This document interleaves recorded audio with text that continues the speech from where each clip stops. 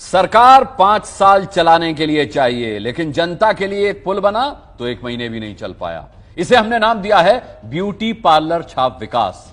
क्यों? क्योंकि जैसे चेहरे के दाग धब्बे ब्यूटी पार्लर जाकर छिपा लिए जाते हैं ना, उसी तरह पुल गिरने पर उसे आपदा की क्रीम लगा करके भ्रष्टाचार के मुहासे बिहार सरकार के मंत्री छिपाने लगे। लेकिन सच क्या है, देखना चाहते हैं? देखिए संवाददाता निधि श्री के साथ। एक पुल की जरूरत क्यों पड़ती है? ताकि रस्सी पर टंग कर जनता को नदी ना पार करनी पड़े। एक पुल की जरूरत इसलिए पड़ती है ताकि रस्सियों पर जिंदगी की मुश्किलों का सर्कस न करते हुए आम आदमी को गुजरना पड़े।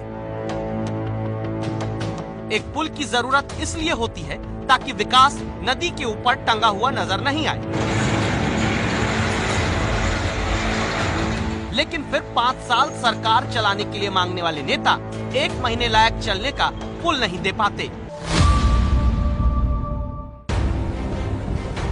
3 लाख क्यूसेक पानी वाल्मीकि नगर बैराज से डिस्चार्ज हुआ और इसी को लेकर के ये पुल टूट चुका है पूरी तरीके से। इस पुल का उद्घाटन 16 जून को सीएम नीतीश कुमार ने किया था।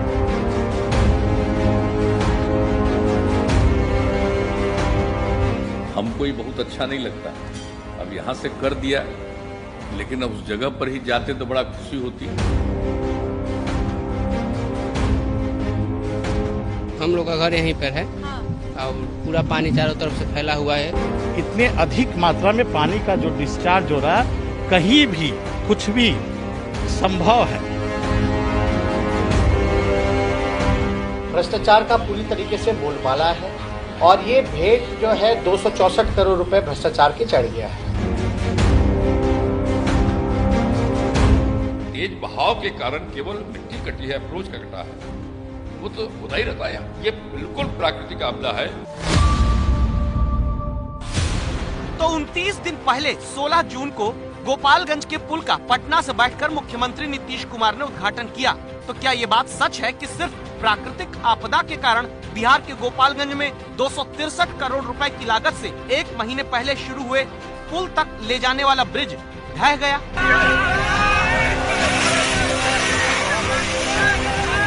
इस बात का सच आपको दिखाने के लिए एबीपी न्यूज संवाददाता निधि श्री पहले नाव से आगे बढ़ती हैं और फिर बाइक पर बैठकर पुल के दोनों छोर तक पहुंचती हैं। ये सच हम आपको बताएं, उससे पहले समझना जरूरी है कि बिहार के गोपालगंज में हुआ क्या है। सत्तरघाट पुल के ठीक अप्रोचिंग लिंक रोड पर मौजूद हूँ और यही वो सड़क है जो 1 दिन पहले टूटा है। सबसे पहले तो आप तस्वीर देखिए।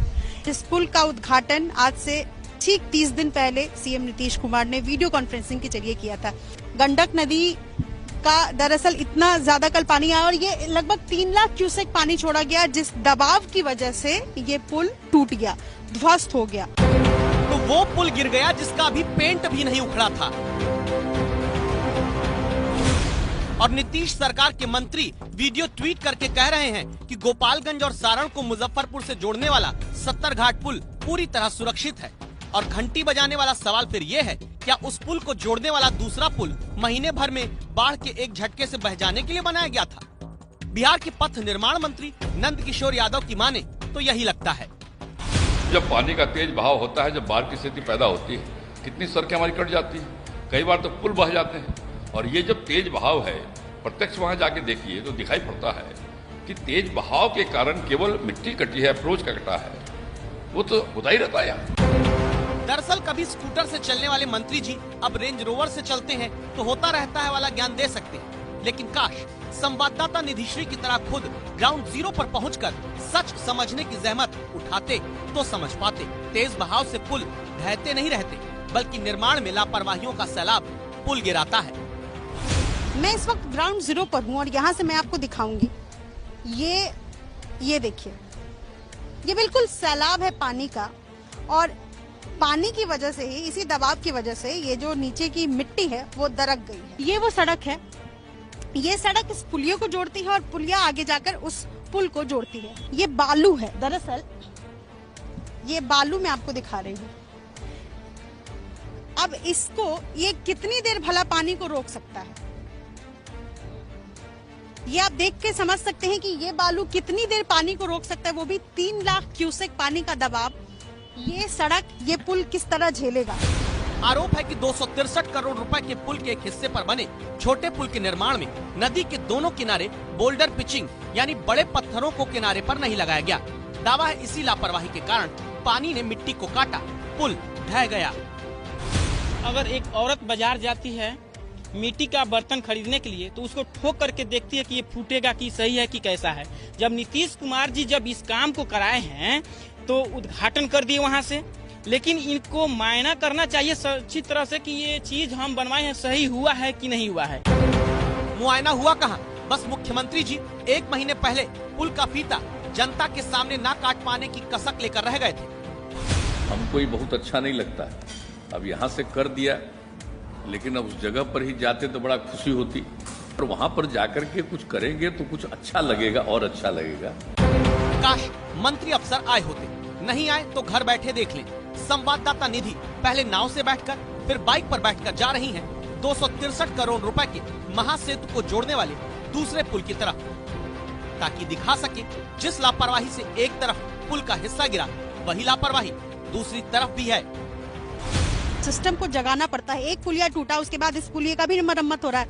आप ये सड़क को देखिए, ये आप देखकर समझ सकते हैं कि बिल्कुल नई ये सड़क बनी है ताकि उस पुलिये को जोड़ करके बांध से जोड़ा जा सके और लोगों को सहूलियत हो इधर से जाने में। लेकिन ये जो दरार है ना, इस दरार को देखकर आप समझिए कि किस तरीके से यहाँ कितनी बड़ी लापरवाही बरती गई है। अब ये पुलिया आप देखिए, इस पुलिये के नीचे की मिट्टी भी दरक रही है। आप इसको देखकर समझ सकते हैं। ये देखिए, अगर मैं ऐसे करूं तो मैं यहां से गिर सकती हूं। ये इस तरीके से दरक रहा है। आप इसको देखकर समझिए कि पानी का कटाव इतना ज्यादा है। इसको लेकर यहाँ पर अभी जो है वो बोरियों को रखकर मरम्मत किया जा रहा है।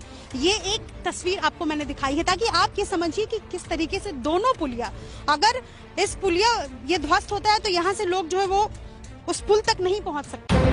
तो कुल मिलाकर अभी कहानी यह है कि 263 करोड़ रुपए का पुल 30 दिन के भीतर वो सरकारी सफेद हाथी हो गया जिसे बस देख सकते हैं। उसका मुख्य मार्ग जब मेन रास्ता ही कट गया तो फिर मुख्य पुल से कैसे लोग जुड़ पाएगा? यह तो सरकार जो है बैठी बैठी रिमोट से चलती है, या रिमोट की सरकार हो गई है। अब आप भी घंटी बजाकर पूछिए सरकार से, कहाँ गया विश्वास का सेतु बनाने वाला सरकारी वादा? बिहार पुल निर्माण निगम विभाग की तरफ से इस पुल को यानी विश्वास के सेतु, जैसा कि यहाँ जिक्र किया गया है, इस पुल को 263 करोड़ 38 लाख की लागत से बनाया गया। 29 दिन बाद इस पुल पर अब बड़ी गाड़ियां नहीं चल सकती, यानी कि ये पुल अब इस्तेमाल करने लायक कुछ दिनों के लिए तो कम से कम नहीं है। और उस हिसाब से अगर आंकड़ा बिठाया जाए तो एक दिन में इस पुल की लागत 9 करोड़ रुपए तक आती है। देश के अलग अलग हिस्सों में इन दिनों बाढ़ आई हुई है। बहुत से लोग बाढ़ की जगह को पिकनिक स्पॉट समझने लगते हैं। ऐसे लोगों को सावधान रहने के लिए और सावधान करने के लिए ये रिपोर्ट देखते हुए घंटी बजाइए। 1 मिनट का ये वीडियो रोंगटे खड़े कर देता है, क्योंकि चंद पलों के भीतर इस वीडियो में पानी के आगे सांसें हारती हुई दिखती है।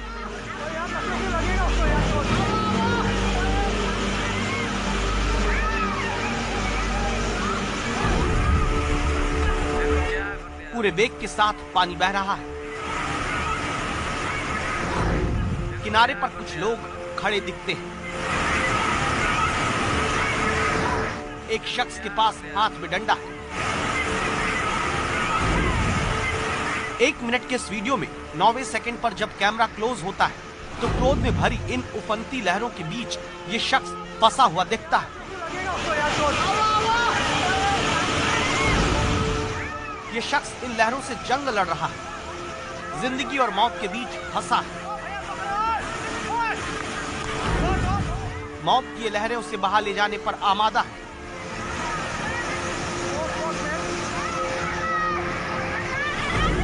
ये शख्स एक हाथ से रस्सी की डोर थामे मौत को हराने और जान को बचाने की जद्दोजहद कर रहा है। देखते देखते पानी की धार तेज होने लगती है। धार से लड़ता ये शख्स पानी के इस बहाव से बचने के लिए थोड़ा सा नीचे झुकता है, लेकिन अगले ही पल मौत बन चुका ये पानी जिंदगी को बहाकर ले जाता है।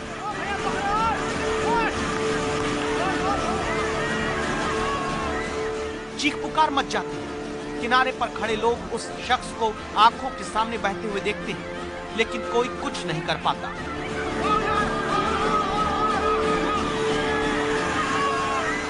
वीडियो में 39वें सेकंड पर सुनाई दे रही आवाजों से लगता है कि शायद अब भी वो शख्स उन्हें पानी की धार के बीच दिखाई दे रहा है।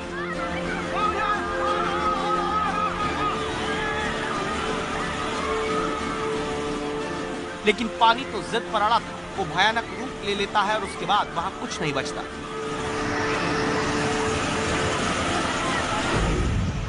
ये तस्वीरें असम के बक्सा जिले में नगरी जुली इलाके की हैं, जहां दरंगा नदी में आई बाढ़ के बाद एक शख्स फंस गया था। असम का बक्सा जिला भारत भूटान बॉर्डर के पास है। बाढ़ का पानी जब मौत बन जाता है तो जिंदगी को बचने का मौका नहीं मिलता।